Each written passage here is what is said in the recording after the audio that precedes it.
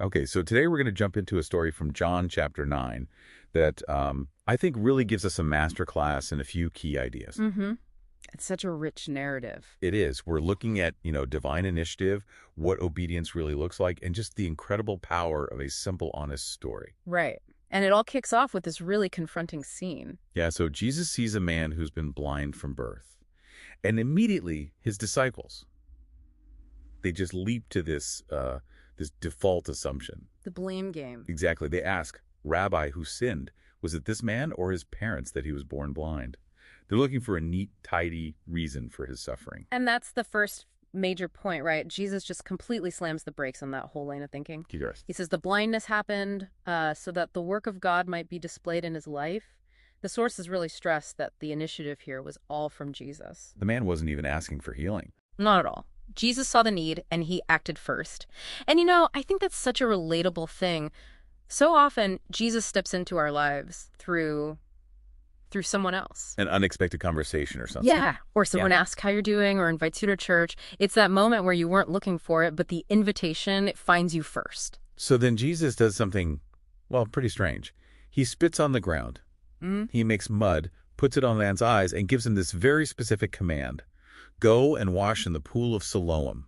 And the sources point out that Siloam means sent, which is just wow. That's a fascinating detail, isn't it? It really is. The miracle is basically waiting for him, but his part is to be sent and to obey this simple, maybe even a little humiliating instruction. The proof isn't just that he can see afterwards. No, the proof is that he went and he washed before he could see. That's the second big theme right there. Obedience. It requires you to actually believe and act. It's just such an odd thing to ask, though. Mud and saliva. Why not just say a word? And I think that's the key insight. Faith sometimes requires an action that doesn't make logical sense. Right. We tend to make things so complicated, When we're facing a problem, we consult everything. Horoscopes, cleansings. Or we start a new business to fix an old problem, or read every self-help book out there. Exactly. Tai Chi, yoga, deep meditation. We try it all. But the source material, it suggests the real path to rest is so much simpler. The hard part isn't the command. It's just trusting it. Yes. It's submitting to that core invitation from Matthew. Come to me, all you who are weary and burdened, and I will give you rest. And that same simplicity just carries right on through to when he has to defend himself. So now he can see, and he gets dragged in front of the Pharisees who are, deeply skeptical. And he doesn't give them a big theological speech. He just tells his story. The most straightforward testimony you could imagine. Basically, that man called Jesus, made mud, put it on my eyes, told me to wash. So I went, I washed, and now I see. And what makes that so powerful is that he fully admits he doesn't have all the answers. The sources say he did not understand very well how it happened. He didn't even really know who Jesus was yet. He didn't have to be an expert. He just had to be honest about what happened to him. That's it.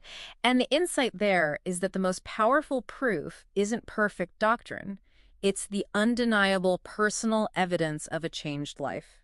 Like if you can honestly say, I felt like I had no purpose before, but now I do. Exactly. You can't argue with that. It just is. So you see this whole roadmap laid out. Yeah. Jesus sees our need and approaches us out of compassion. That's the initiative. Then, if we're obedient to that simple step, he asks. Miracles happen. Miracles happen. And those of us who are transformed, well, we have a story to tell.